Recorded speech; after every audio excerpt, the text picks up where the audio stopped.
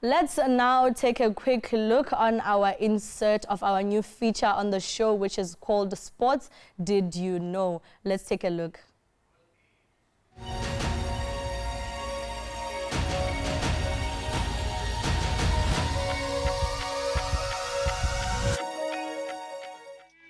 On this week's edition of Sports Did You Know on Pitso?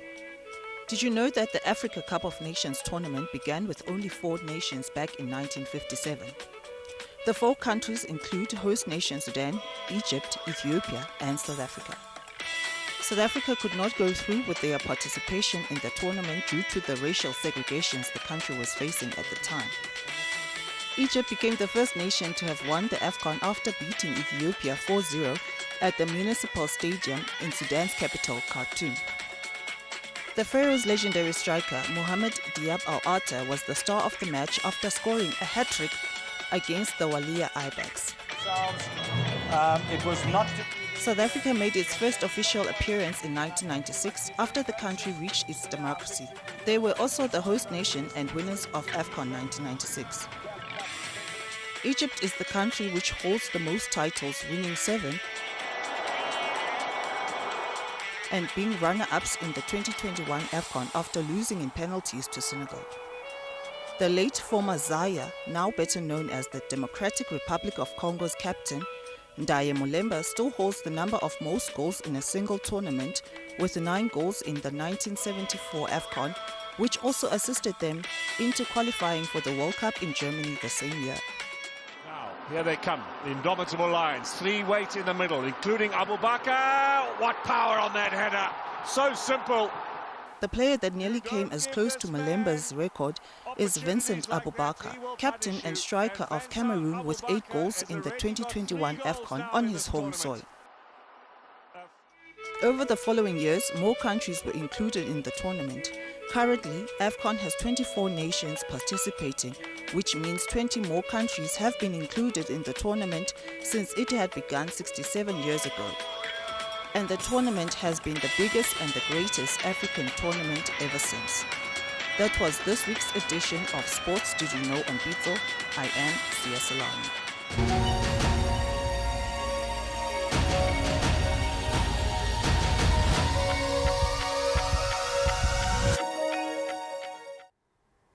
That insert was brought to you by one of our Pitso producers, Sia Selani. Right about now, we are joined in studio by an SABC sports journalist, Vincent Sitsula, to discuss the African Cup of Nations that will be kicking off this weekend in Ivory Coast. Hi, Vincent, and welcome to Pitso. Thank you so much. I'm happy to be here again. As you might have heard from our insert that we just played, the Afcon really started off with only 4 nations, right? So in your take, would you say African football is starting to show its growth? Yeah, no, absolutely. Just like you have alluded to the fact that, you know, Afcon started in 1957. I think it was hosted in Egypt with only 4 teams. And over the years, it has grown exponentially, you know, to 8 teams, 12, 16, and in the last edition in Egypt, that was in 2017, then it grew to 24 teams. So it has grown exponentially over the last couple of years, and that really shows the growth of African football. Still on Egypt, it has lifted up the trophy 7 times and 3 consecutive times between 2006 and 2010. Are the Pharaohs walking into this tournament as the nation to beat? I wouldn't necessarily think so, but I do agree with you that they are one of the favorites to lift the tournament. This tournament is being hosted in West Africa, and if you have seen in the last few editions of Afcon, you know, the West African nations have really come out in leaps and bounds. They've improved in leaps and bounds. And you saw in the last edition, Senegal finally won the tournament, even though they beat Egypt in the final, in the penalty shootout. That was a long marathon of penalty shootout. And yeah, Egypt are one of the favorites as usual. But it's going to be tough for them to win this tournament. But I wouldn't be surprised if they win it. You touched on Senegal. Do you think Senegal, being the defending champions, what will it take for them to return back in their home country as the African champions again? Senegal have been one of the most impressive African nations in the last couple of years. They won the tournament for the first time in the last edition in Cameroon. It was last year. In the World Cup, they didn't really get the results that they would have desired for whatever reasons. But on the African continent, they've really been consistent over the last couple of years and month. And they're also going to this tournament, you know,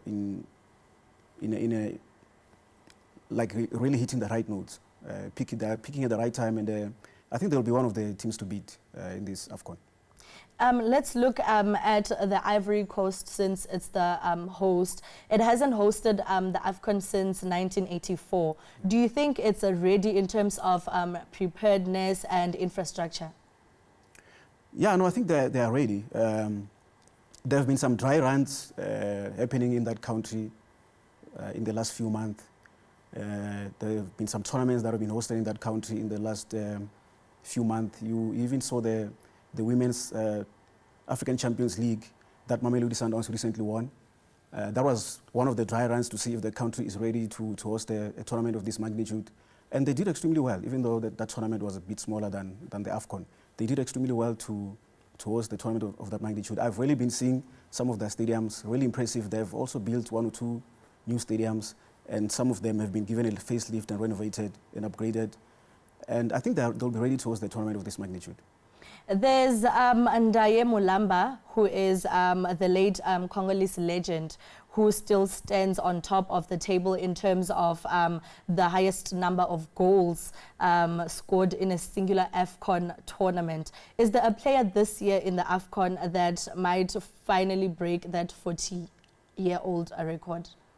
It's not an easy record. I mean, if you look at the number of goals that he scored in a single tournament, and also if you look at the size of the tournament at that time, there were not too many teams and not too many matches, which means he did it in fewer matches.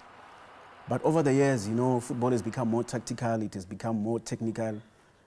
So it has really become difficult for strikers, you know, to score goals like, you know, back in the days when the likes of Samuel Eto'o used to score on a regular basis in the Afcon, you know, likes of Didier Drogba. But there are some quality strikers that can really, you know, raise their hands and try and break the record. I mean, if you look at Mohamed Salah, playing in the English Premier League for Liverpool, I mean, he bangs in goals week in and week out. And, you know, Sadio Mane, of course, even though he's playing Saudi Arabia now, but he's still one of the top strikers on the continent. You know, you've got Sebastian Haller who's playing for the host nation, Ivory Coast, you know, who also wants to, you know, to prove a point and also try to help this country to win the tournament. So there are players who can break the record, but it's not going to be easy. Should the Lions of Teranga not be able to successfully defend their title, which nation is most likely to win? You know, obviously I would love our own Bafana Bafana to win the tournament, you know, for the second time. I mean, why not? They won it in 1996. It has been 22 years now. I actually went to the airport yesterday to give them a send-off. They had a breakfast send-off at the airport yesterday just before they left. You know, they were also one of the legends there, Mark Williams and Edward Mutale, that we had a chat with. You know, they're saying, you know what, we are tired of doing these interviews of the country having not won the Afcon for the second time. You know, I want these players next time to stand and actually, you know, be the former Afcon winners, you know, and talk about winning the tournament. But it's not going to be easy. I mean, but the coach has won the tournament before, so hopefully it's inspiring them, and it's also inspiring the players. It's also rubbing off to the players, you know, that we can also do it. But I'll give this one to one of the West African nations or one of the North African nations, Senegal, Cameroon, Ivory Coast, because they're playing at home. And of course, if you go to North Africa, Morocco. Morocco, for me, would be the favorites. I mean, if you saw their exploits at the World Cup last year, they finished third in the World Cup. So I think for me, they haven't won the Afcon in a long time. So I think for me, they're hungry enough to stamp the authority on the African continent finally. And that's very interesting. Thank you so much, Vincent, for your time here on Pitso. Thank you so much, and I really appreciate it. That was Vincent Sitsula, an SABC sports reporter, discussing the Afcon tournament with us. The Afcon 2023 will be kicking off tomorrow with host nation Ivory Coast. SABC will be bringing you all the 52 games live.